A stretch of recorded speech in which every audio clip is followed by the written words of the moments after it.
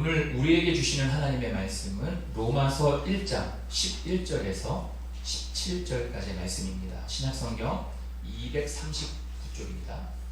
로마서 1장 11절에서 17절입니다. 한 절씩 교독하시고 마지막 절을 함께 봉독하도록 하겠습니다. 내가 너희 보기를 간절히 원하는 것은 어떤 신령한 은사를 너희에게 나누어 주어 너희를 견고하게 하려 함이니 이는 곧 내가 너희 가운데서 너희와 나의 믿음으로 말미암아 사 아니함으로 알려함이라. 형제들아 내가 여러 번 너희에게 가고자 한 것을 너희가 모르기를 원하지 아니하노니 이는 너희 중에서도 다른 이방인 중에서와 같이 열매를 맺게 하려 함이로되 지금까지 길이 막혔도다. 내가 이나하나 자신이 있는 자나 어리석은 자에게 다 내게 비친 자라. 그러므로 나는 할 수 있는 대로 로마에 있는 너희에게도 복음을 전하기를 원하노라. 내가 복음을 부러워하지 아니하니 이 복음은 모든 믿는 자에게 복을 주시는 하나님의 능력이니라. 먼저 저들에게 여기도 헬라인에게라. 같이 있습니다. 복음에는 하나님의 의가 나타나서 믿음으로 믿음에 이르게 하나니 기록된 바 오직 의인은 믿음으로 말미암아 살리라 함과 같으니라. 아멘. 네. 할렐루야. 2부 예배 오시는 성도님들 주님의 이름으로 환영하고 축복합니다. 옆에 분들하고 한번 인사하시겠습니다. 사랑하고 축복합니다. 네. 장순아 권사님 수술하시고 하여튼 고생 많으셨습니다. 지난번에 그 감사나무 이렇게 여기 적으신 걸 보니까 제가 호명을 안 하고 이렇게 감사 내용을 한번 보니까요. 날마다 함께 해주셔서 감사합니다. 그 다음에 자녀들을 위한 기도가 많으시더라고요. 또 보면 자녀들의 그 미래, 남편, 가정 이렇게 기도해 주신 분들이 참 많습니다. 가족이 건강하기를 2024년도에는 기쁨이 넘치는 한 해가 되게 해달라고 그렇게 기도해 주신 분도 있고요. 하나님의 은혜 가운데 한 해를 건강하게 지낼 수 있게 해주셔서 감사하고 우리 한사랑교회가 더욱더 발전했으면 좋겠습니다. 이런 기도 제목들이 많습니다. 지금까지 건강 지켜주셔서 감사합니다.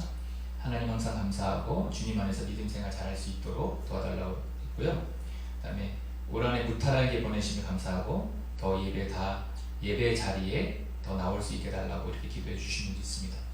특별히 아픈 곳 없이 온 가족이 건강 지켜주시면 감사하고 그 다음에 교회에 다시 부흥이 있으면 좋겠습니다. 이렇게 하신 분도 있고요. 모든 일에 감사드립니다. 늘 하나님과 계획과 시간표 안에서 살아가게 해달라고 어려움 속에서도 선한 길로 인도해 주신 하나님께 감사드린다고 우리 한사랑교회가 부흥 성장할 수 있도록 그다음에 하나님께서 주신 귀한 사명들 잘 감당할 수 있게 해달라고 이렇게 하신 분도 있습니다.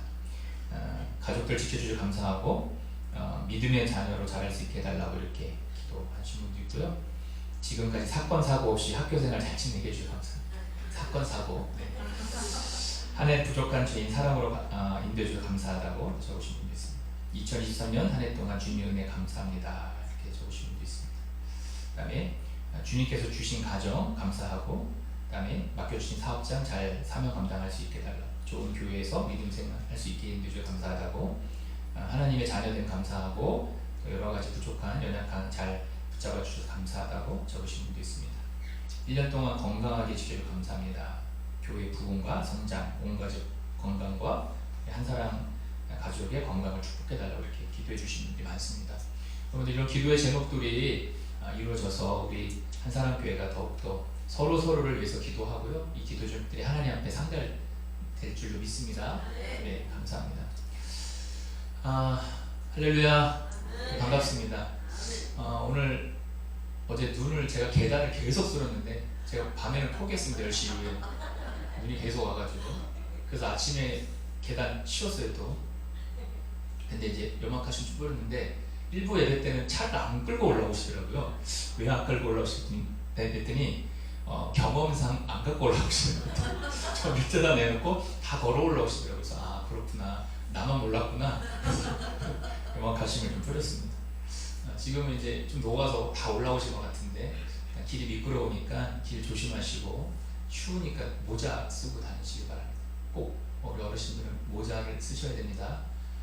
모자 안 쓰시면 하나님 곁에 가십니다. 그래서 꼭 쓰고 다니시기 바랍니다. 자, 오늘은 이 로마서 1장 11절에서 17절 말씀으로 우리 함께 말씀을 나눌 텐데요. 알아야 열매를 맺습니다라는 제목이지만 사실 이 말씀 안에는 사도 바울이 하나님의 의에 대한 내용을 하고 있는 거예요. 여러분, 우리가 신앙생활을 하면서 하나님의 의가 뭐냐? 하나님의 의라고 하는 거 들어보신 적은 있을 거예요. 근데 그 하나님의 의의 뜻이 뭔지 아십니까? 그러니까 우리가 신앙생활을 되게 막연하게 하는 거예요. 그러니까 교회 나와서 신앙생활에서 하나님 너무 좋습니다. 감사합니다. 나를 위해서 십자가에서 죽으신 나의 죄를 용서해 주신 은혜 너무 감사합니다. 라고 그런 고백은 있는데 진짜 하나님의 의가 뭔지는 잘 모르시는 거예요. 그렇죠? 하나님의 의에 대해서는 누가 잘 설명을 해주신지 모르겠는데 오늘은 이 하나님의 의에 대해서 우리가 함께 저도 설명을 할 텐데 여러분들이 귀가 열려서 들리셔야 됩니다. 네, 꼭 여러분들이 이 말씀 은혜를 좀 받으셨으면 좋겠고요. 이 말씀이 은혜가 되면 우리에게 힘이 됩니다. 오늘 사도 바울도 1장 16절에서 분명하게 말하고 있잖아요. 뭐라고 말합니까? 내가 복음을 부끄러워하지 않는데요. 하나님의 의를 알았다는 거죠. 그래서 복음은 모든 믿는 자에게 구원을 하나님의 능력이 된대요. 하나님의 의를 알아서 그 능력을 알았던 거예요. 뭐 사도 바울이 무슨 뭐 하늘을 날아다니고 이런 사람이 아니거든요. 우리랑 똑같은 성정을 가진 사람인데도 불구하고 이걸 알았기 때문에 이 능력을 가지고 이런 사역을 감당했던 사람이 이 사도 바울입니다. 그렇다면 우리도 이 의를 알아야 열매도 맺고 힘 있는 신앙생활을 할 수가 있거든요. 자, 그래서 우리가 함께 오늘 이 말씀을 한번 같이 보도록 하겠습니다. 우리가 이제 사람들이 이제 생각하는 죄가 있죠. 사람들이 생각하는 죄는 어떤 물리적인 어떤 피해를 주는 죄예요. 그래서 뭐 사람을 때린다든가 아니면 무슨 뭐 재물의 파손이라든가 그것을 훔친다든가 심지어는 뭐 살인을 하는 것을 이제 세상 사람들은 죄라고 생각합니다. 그런데 하나님께서 생각하시는 죄는 좀 달라요. 하나님이 생각하는 죄는 뭐냐면은 하나님을 의지하지 않는 게 죄입니다. 그리고 자기 스스로 사는 것을 죄라고 얘기하는 거죠. 그러니까 우리 인간이다 보니까 이 세상에서 참 부하게 사람들 보면 부럽지 않습니까? 부러운데?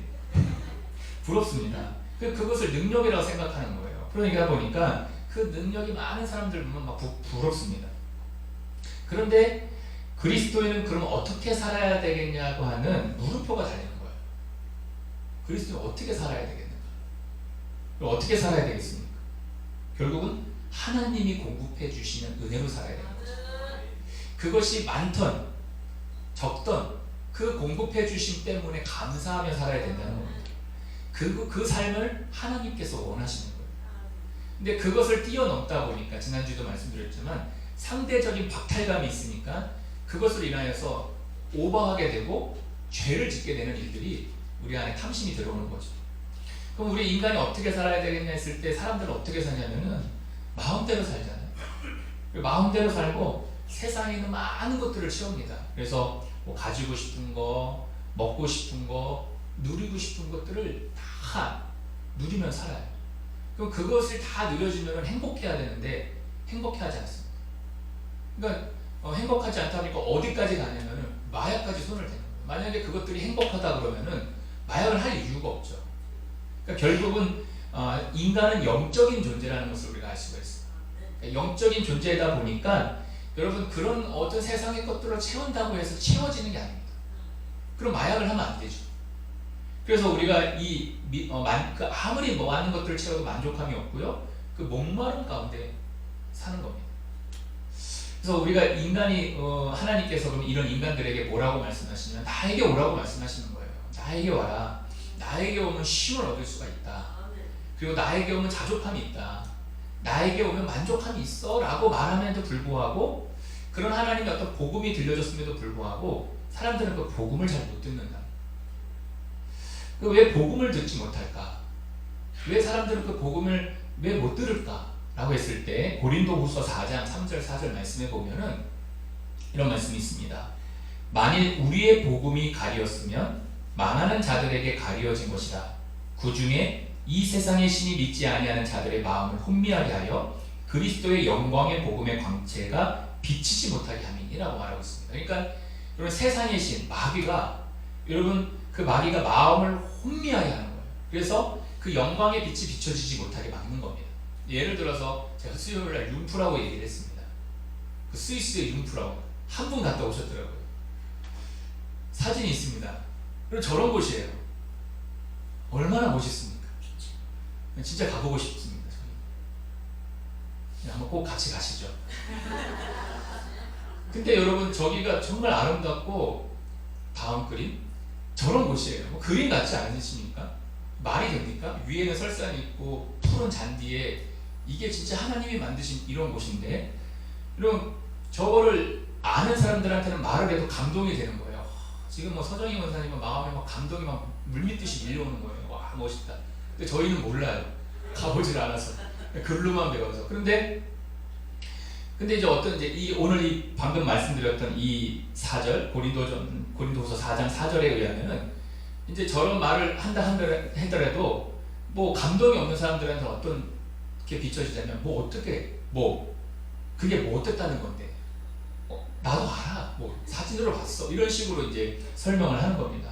그러니까 감동이 있다는 것은 무슨 말이냐면 성경에 의하면은 결국은 하나님의 복음의 빛이 그 마음에 비춰졌다는 거예요. 그러니까 결국 감동이 없다는 것은 이 세상의 신이 이 마귀가 그것을 막는 거예요. 그러니까 막으니까 이 마음에 감동이 없는 겁니다. 고린도후서 4장 5절에서 6절 보면 이런 말씀이 있습니다. 우리는 우리를 전파하는 것이 아니라 오직 그리스도 예수의 주되신 것과 또 예수를 위하여 우리가 너희의 종된 것을 전파함이라. 어두운 데에 빛이 빛이라 말씀하셨던 그 하나님께서 예수 그리스도의 얼굴에 있는 하나님의 영광을 아는 빛을 우리 마음에 비추느니라. 이렇게 말하고 있습니다. 여러분 복음을 안다는 것은 저 6절이에요. 하나님의 영광을 아는 빛이 우리 마음에 비춰진 겁니다. 그러니까 여러분 복음을 모른다는 것은 아까 4절이에요. 그러니까 세상의 신인 믿지 아니한 그 마귀가 그 마음을 혼미하게 하여서 하나님의 그 복음을 받지 못하게 만드는 거예요. 그래서 우리는 어떻게 가야 되냐면 저 4절의 말씀에서 이 6절의 말씀으로 가야 돼요. 근데 그 6절의 말씀으로 가려면은 여러분 하나님의 은혜가 필요합니다. 그리고 성령께서 도와주셔야지만 우리가 저 빛을 받을 수가 있는 거예요. 자, 그럼 오늘 이 본문 말씀에서 이 복음 속에 감춰져 있는 이 하나님의 의가 뭐냐는 겁니다. 여러분 그 하나님의 의에 대해서 오늘 함께 알아볼 거고요. 그리고 나서 그것을 통해서 열매 맺는 게 뭐냐라는 것을 우리가 함께 오늘 알아볼 겁니다. 제가 설명을 할 텐데 제 설명에 여러분들이 귀를 기울여 주시고 함께 은혜를 받았으면 좋겠습니다. 아까 이제 저희가 로마서를 같이 봉독했지만 사도 바울이 로마에 가서 복음을 전하고 싶었습니다. 아주 정말 로마에 가고 싶었어요. 말씀에 의하면 몇 번씩 가고자 했는데 길이 막혔다고 이야기합니다. 그래서 하나님 앞에 기도하는 거예요. 하나님 로마로 보내주세요. 로마로 가고 싶습니다. 했는데도 불구하고 하나님의 뜻이 있지 않으니까 이 로마서를 써서 이 로마에 이제 보내게 된 겁니다. 그런데 오늘 11절에서 17절까지 보면 사도 바울이 이 로마서를 쓰면서 이 로마 교회에 꼭 목양의 계획을 가지고 있었어요. 어떤 목양의 목표가 있었냐면 11절을 보게 되면 이렇게 말합니다. 내가 너희 보기를 간절히 원하는 것은 어떤 신령한 은사를 너희에게 나누어 주어 너희를 견고하게 하겠다라는 말씀을 합니다. 그러니까 사도 바울의 로마 성도들에게 어떤 그 목표가 뭐였냐면 그 신앙의 견고함을 주기 위한 목표를 가지고 있었어요. 두 번째 목표가 있었는데 두 번째 목표는 뭐냐면 13절입니다. 13절에 보면 형제들아 내가 여러 번 너희에게 가고자 한 것을 너희가 모르기를 원하지 아니하노니 이는 너희 중에서도 다른 이방인 중에서와 같이 열매를 맺게 하려 합니다 라는 거예요. 그러니까 사도 바울이 로마 교회에 이 편지를 쓰면서 이 목양의 목표가 있었는데 첫 번째가 뭐냐면 그들 성도를 견고하게 하는 거, 신앙을 견고하게 하는 거고 두 번째가 뭐냐면 그들의 삶 가운데에 영적인 열매를 맺게 하는 그 목표를 가지고 있었습니다. 그러니까 사도 바울의 이 복음을 들으면 이 복음에 대한 하나님의 의를 알면은 그것을 삶에 적용하면 여러분 우리 삶에 그런 영적인 열매들이 맺힌다는 거예요. 그래서 오늘 이 말씀이 우리 가운데 힘이 됐으면 좋겠습니다. 그래서 이 사도 바울이 이 로마서를 쓰면서 이 로마서의 핵심과 같은 키워드와 같은 주제 말씀이 뭐냐면 로마서 오늘 본문 17절이에요. 1장 17절 같이 한번 읽어보겠습니다. 복음에는 하나님의 의가 나타나서 믿음으로 믿음에 이르게 하나니 기록된 바 오직 의인은 믿음으로 말미암아 살리라 함과 같으니라. 여기 보면 하나님의 의가 나옵니다. 하나님의 의. 그러면 하나님의 의가 나오는데 사도 바울이 이 하나님의 의를 몰랐을 때의 그 과거의 모습을 보면 이 하나님의 의가 뭔지를 조금 우리가 깨달을 수가 있습니다. 그럼 사도 바울이 정말 똑똑한 사람입니다. 그리고 사도 바울이 바리새인 중에 바리새인이었고요. 히브리인 중에 히브리인이었습니다. 그럼 바리새인이라고 하는 말은 여러분 모세오경 정도는 그냥 토시 하나 안 틀리고 외울 정도로 엄청난 그 히브리인들인 거예요.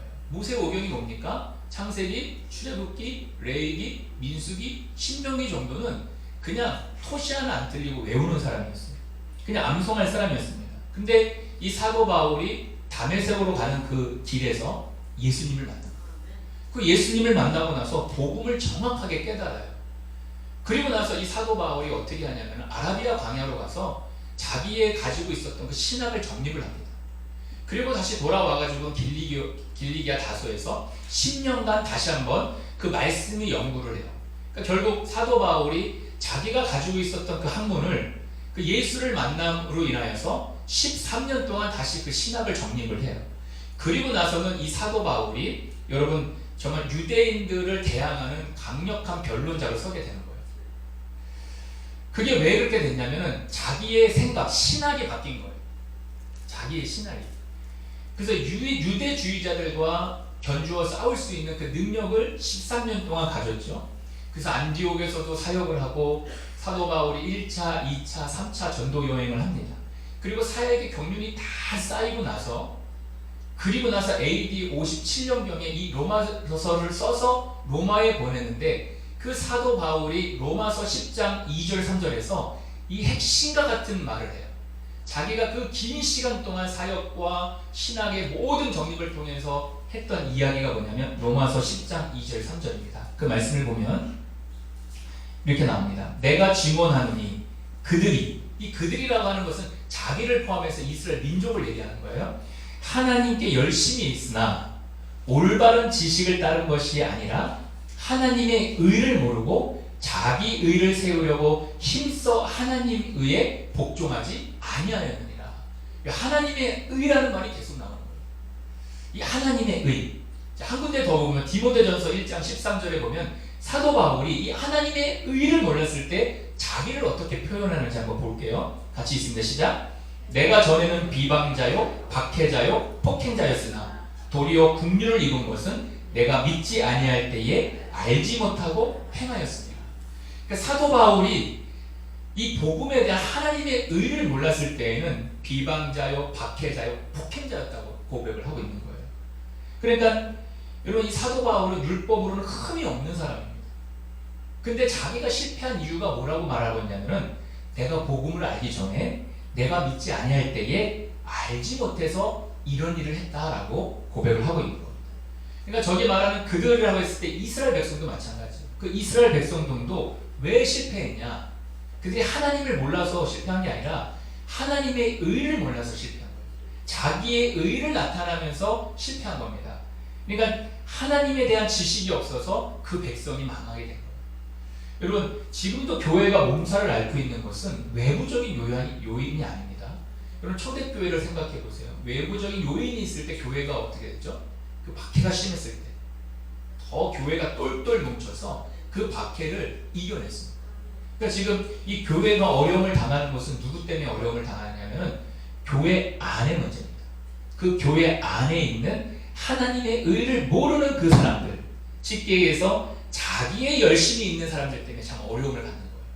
자기의 열심. 그러니까 하나님의 의에 대한 지식을 모르니까 자기의 열심이 나오는 겁니다. 그럼 자기의 열심의 근원의 뿌리가 뭐냐면 나예요. 나. 그러니까 나라고 하는 게 나타나니까 그 열심의 뿌리가 자기다 보니까 어떤 일이 벌어지냐면 나를 자랑하게 되는 거예요. 그리고 나를 안 알아주면 너무 속상한 거예요. 사실은 하나님의 그 의를 알아서 하나님의 은혜로 가야 되는데 그게 아니라 내 의가 있을 때에 내 의를 나타내고자 하니까 사람들이 나를 안 알아주면 너무 속상한 거예요. 그러니까 그 문제 때문에 교회가 몸살을 앓는 겁니다. 여러분, 우리의 열심은 어디서 나와야 되냐 했을 땐 하나님과 성령님의 뿌리에서 나와요. 오히려 그 하나님과 성령님의 뿌리가 있을 때에 어떤 게 나오냐면 감사가 나오고요, 은혜가 나옵니다. 근데 많은 사람들이 그 자기의 열심, 자기의 뿌리로 신앙생활을 하다 보니까 여러분, 교회들마다 문제가 얼마나 많은지 모르겠어요. 여러분, 교회들마다 지금 문제가 뭐예요? 목사들 문제입니다. 사실 제가 문제예요. 여러분, 하나님의 말씀을 율법적으로 가르쳐 놓다 보니까 그 율법을 들은 성도들이 율법대로 행하다 보니까 문제가 일어나요.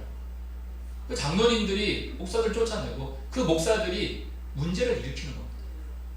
그래서 정말 이 설교라는 게 얼마나 중요한지가 여러분 정말 중요해요. 우리 한국교회가 다시 이제 변해야 되는데 그렇습니다. 그러니까 여러분, 우리 모든 뿌리는 어디서 나와야 되냐? 우리의 모든 열심은 어디서 나와야 되냐면 감사와 은혜, 성령과 하나님으로부터 뿌리에서 나와야지만 감사와 은혜가 있는 겁니다.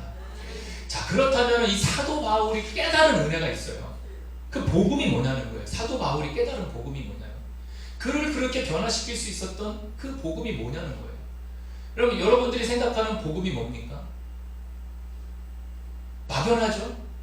이걸 안 가르쳐 드리니까 막연한 거예요. 예수님이 우리를 위해서 십자가에서 죽으신 사건, 부활하신 사건, 복음 맞아요. 근데 그게 왜 일어났냐고요. 그게 하나님의 의예요. 하나님의 의가 있으니까 그 예수님이 이 땅에 오셔서 십자가에서 죽으신 사건이에요. 이 하나님의 의를 알아야지만 이 십자가 사건도 감사할 뿐만 아니라 이 하나님의 사랑이 너무 감사해서 여러분, 우리가 어떤 삶에서 열매 맺는 삶을 살 수가 있는 거죠. 여러분, 창세기 3장 15절에 가면 이 사도 바울이 깨달은 하나님의 그 복음이 있어요. 자, 창세기 3장 15절 말씀 같이 읽습니다. 시작. 내가 너로 여자와 원수가 되게 하고 내 후손도 여자의 후손과 원수가 되게 하리니 여자의 후손은 내 머리를 상하게 할 것이요 너는 그의 발꿈치를 상하게 할 것이니라. 여러분, 이게 최초 복음, 원복음이라고 합니다. 들어보셨죠? 예, 안 들어보셨으면 목사가 책임 문제가 많습니다. 목사가 진짜 문제가 많아요. 이게 최초 복음, 원복음이에요. 여기 보면은 내가라는 말이 처음에 나옵니다. 내가, 이게 누구냐면 하나님이세요. 내가 너희를 구원하고 구속하리라는 말씀이거든요. 누구의 후손을 통해서요? 여자의 후손을 통해서. 그 여자의 후손이 누구죠? 예수님이세요. 그러니까 여기서 여자의 후손을 통해서 여기 보면 가장 복음의 핵심이 뭐냐면 하나님께서 약속을 해주셨다는 거예요. 무슨 약속이냐면은 그 여자의 후손을 통해서 범죄한 우리를 구속해 주시겠다고 하는 그 최초의 복음이 저 말씀입니다. 그 약속이에요. 그러니까 하나님께서 수천 년, 세월 동안, 수세기 동안 그 약속을 계속 지켜내오셨다. 그게 무슨 말씀이냐? 갈라디아서 4장 4절에 보면 이 말씀이 있습니다. 때가 참에, 이 때가 참에 하나님이 그 아들을 보내사 여자에게서 나게 하시고 율법 아래에서 나게 하신 것은, 그러니까 여러분, 우리 인간이 범죄한 인간이잖아요. 때가 차가지고 죽을 수밖에 없는 존재인 우리들을 하나님께서 그 최초 복음을 하시고 그 약속을 신실하게 지키셔서 때가 차서 그 아들을 이 땅에 보내주신 거예요. 결국 이 창세기 3장 15절은 말씀 뭐냐면 수천 년의 역사 동안에 하나님께서 약속을 지키시고 약속을 이루신 그 사건이 이 성경 안에 담겨져 있는 겁니다. 그것을 구속사라고 해요. 그것을 구속사라고 해요. 그러니까 이 복음에는 하나님의 의가 뭐냐면 정말 쉽게 얘기해서 하나님은 하나님의 약속이에요. 그 약속을 지키시는 하나님이에요. 그 하나님이 얼마나 신실하신지 모르겠어요. 그래서 하나님은 정말 신실하신 분입니다. 그런데 우리가 그 복음을 들었는데도 불구하고 복음에 반응하지 못하는 것은 이런 복음에 감춰진 그 하나님의 의를 잘 몰라서 그래요. 그 복음 속에 감춰져 있는 하나님의 의.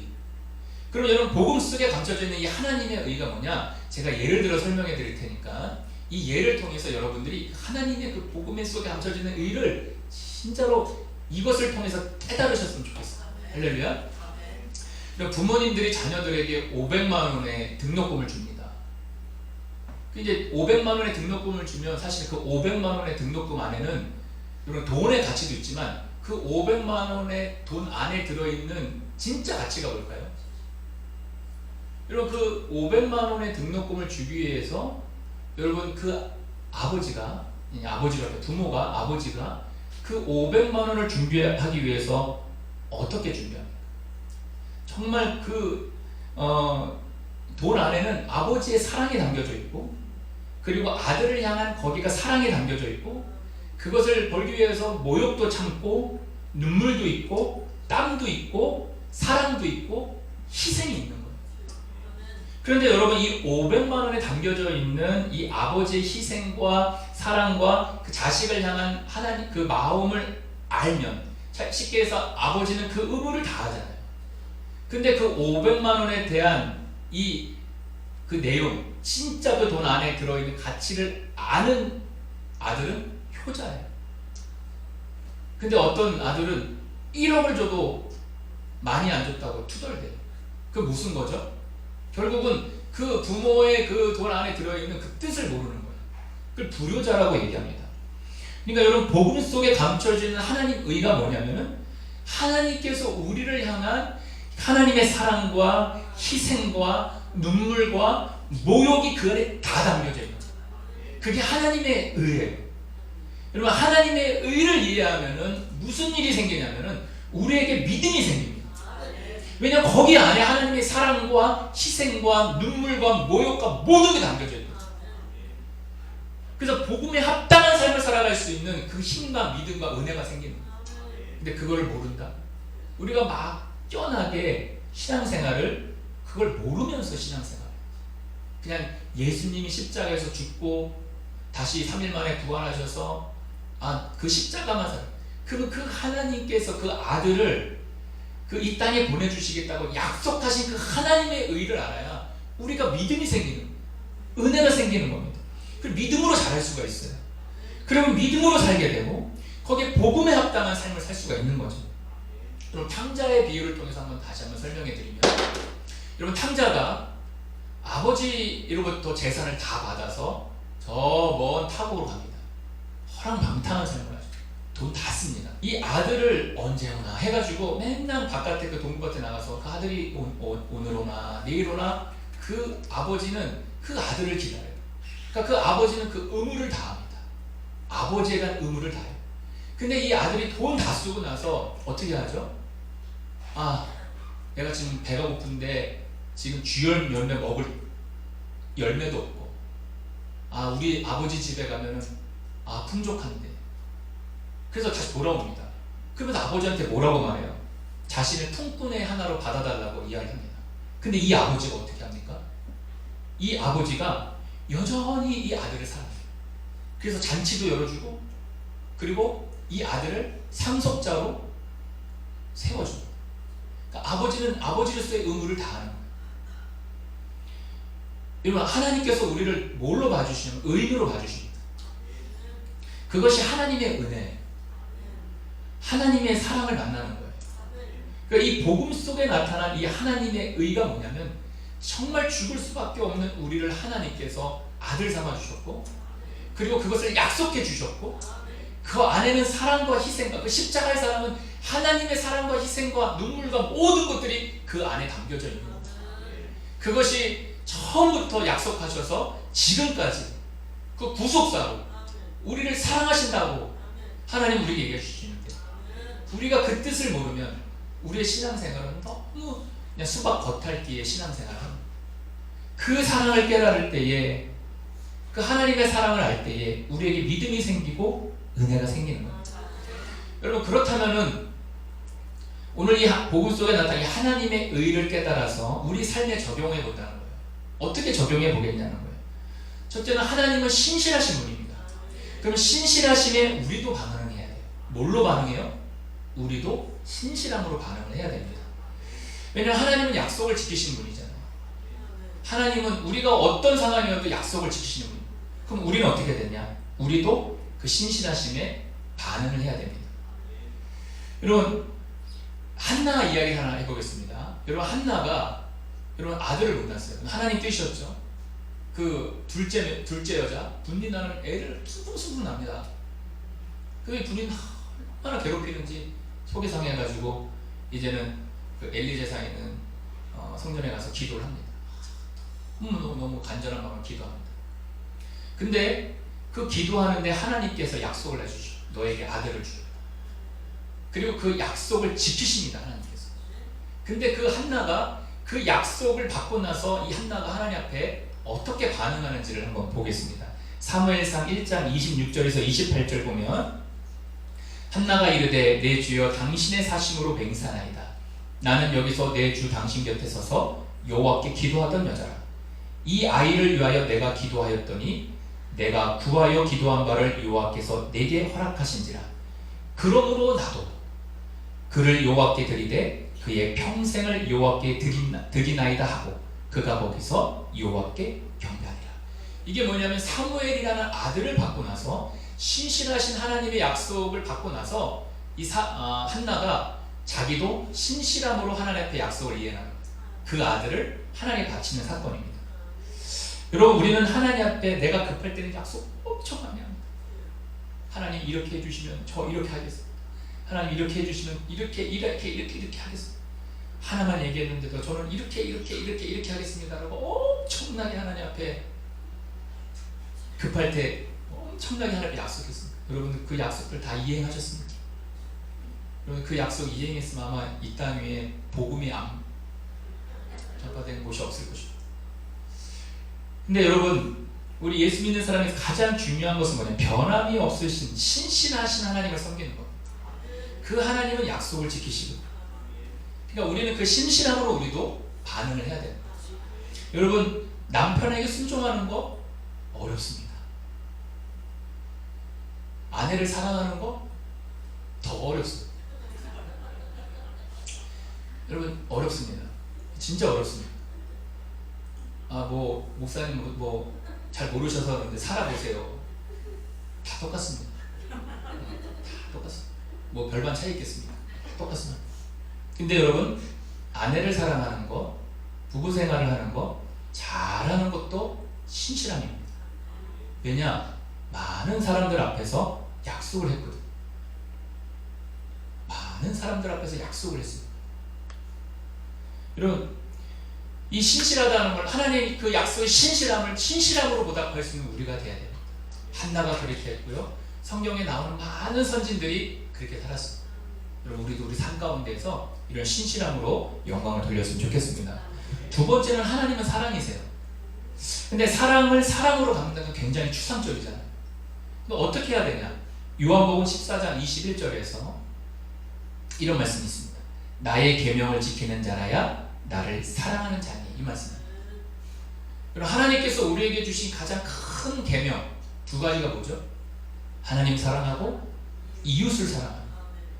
그러니까 하나님 사랑에 우리가 순종해서 반응하는 것은 그 하나님의 명령을 따라 순종하는 겁니다. 하나님 사랑하고 이웃을 사랑하는 겁니다. 여러분, 그런데 우리가 하나님이 나를 조건 없이 사랑하셨잖아요. 그러면 나도 자녀로서 조건 없이 사랑을 해야 돼요. 내가 죄인이었잖아요. 내가 부족한 게 많았잖아요. 하나님 나를 사랑해 주셨잖아요. 나도 사랑으로 하나님 앞에, 신실한 하나님 앞에 내가 사랑으로 영광을 돌려요. 그것이 하나님 사랑하고 이웃 사랑입니다. 세 번째로는 그거예요. 하나님은 은혜입니다. 이게 무슨 말이냐면 우리는 의인이 될 자격이 없는데도 불구하고 나를 의인 삼아 주셨다. 여러분, 그 하나님은 나를 의인 삼아 주셨어요. 그러니까 그 은혜에 대한 감사를 돌려야 되는 거죠. 여러분, 부부 사이에 감사가 없다? 그 관계는 어떤 관계일까요? 제가 여기다 적어놨어요. 끝난 관계다.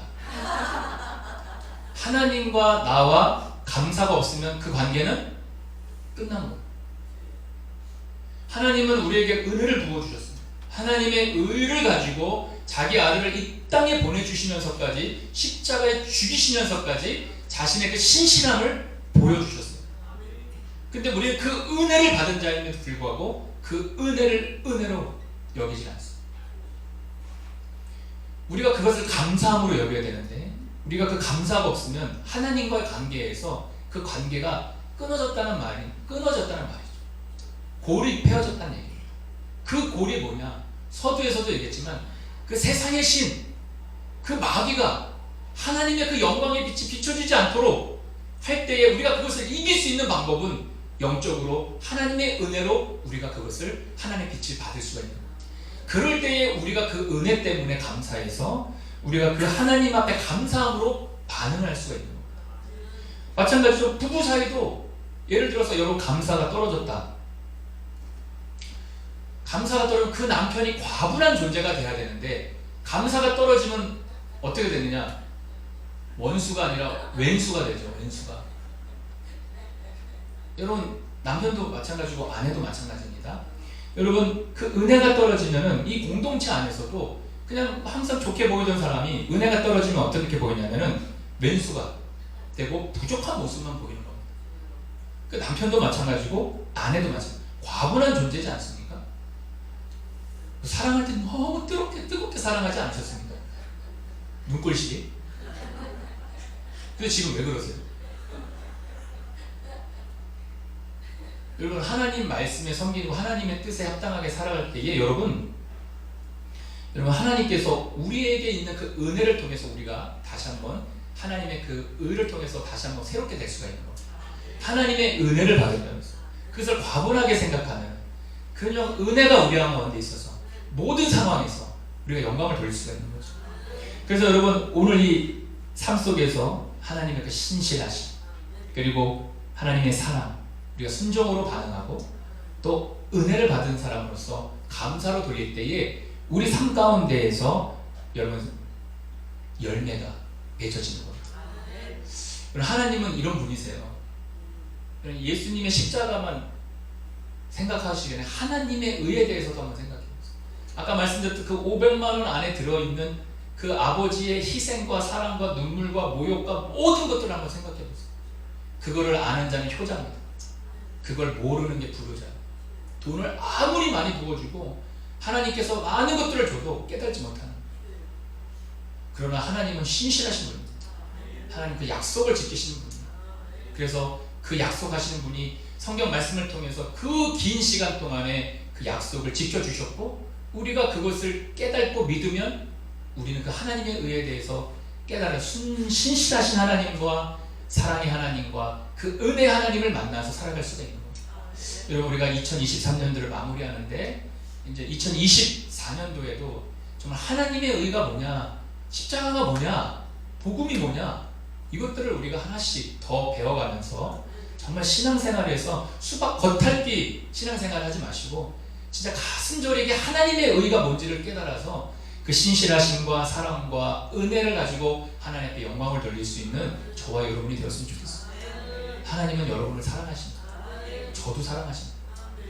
그래서 제가 오늘 이 말씀을 주면서 이게 이 영혼에 비치는 빛처럼 여러분들이 잘 깨달았으면 좋겠다 그랬는데 그래서 막 손이 막 부들부들 떨리고 막 어제 잠도 안 자고 막 이랬습니다. 그래서 오늘 이 말씀이 저와 여러분에게 진짜 신앙생활하면서 힘이 되시길 바라고 우리 하나님이 어떤 분이시냐 근데 우리를 끝까지 사랑하시는 약속을 지키시는 분 우리도 그 신실함과 감사와 은혜로 영광 돌리는 저와 여러분들 되기를 주님의 이름으로 축복합니다. 기도하겠습니다. 할렐루야. 거룩하신 아버지 하나님, 하나님 우리를 얼마나 사랑하시는지를 다시 한번 깨닫습니다. 그 아들을 이 땅에 보내서 십자가에서 죽이시기까지 우리를 사랑하시고 의무를 다하시는 그 하나님, 그 십자가에서 예수를 죽이기까지 우리를 정말 신실한 약속을 지키시고 정말 우리를 사랑해 주시고 우리에게 은혜를 주시는 주님, 우리가 그 은혜에 그 사랑에 그 신실하심에 보답할 수 있는 믿음을 허락하여 주시고 우리 삶 가운데에 그 복음에 감춰져 있는 하나님의 의를 발견해서 열매를 맺어 영광을 돌리는 저희들 될 수 있도록 인도하여 주시옵소서. 감사드리며 예수님의 이름으로 기도드립니다. 아멘. 이 시간 환우들을 위해서 기도하겠습니다. 여러분 아픈 부위에 손을 얹어주시면 위하여 기도하겠습니다. 살아계신 하나님 아버지, 이 시간 우리 교우들 가운데 환우들을 주님의 손에 중보하여 올려드립니다. 하나님께서 환우들을 받으시고 긍휼히 여기시며 질병의 고통으로부터 건져 주시옵소서. 우리 주 예수 그리스도께서 채찍에 맞으심으로 너희가 나음을 얻었다는 주님의 대속의 은혜를 의지하여 이 시간 믿음으로 손을 얹었사오니 손을 얹은 곳에 주님께서 친히 안수하여 주시옵소서. 주님의 흘리신 보혈의 피를 발라 주시옵소서. 이 시간 우리의 모든 질병을 대속하신 우리 주 예수님의 이름으로 명하노니 우리 가운데 있는 모든 육체의 질병은 떠나갈지어다. 하나님께서 창조하신 우리의 몸과 마음은 하나님께서 원래 창조하신 대로 그 기능이 회복될지어다. 예수님의 이름으로 기도드리옵나이다. 아멘. 우리 다 같이 일어나셔서 찬송가 620장 1절 찬양하시겠습니다. 우리 다 같이 손을 얹으시고 함께 기도하겠습니다.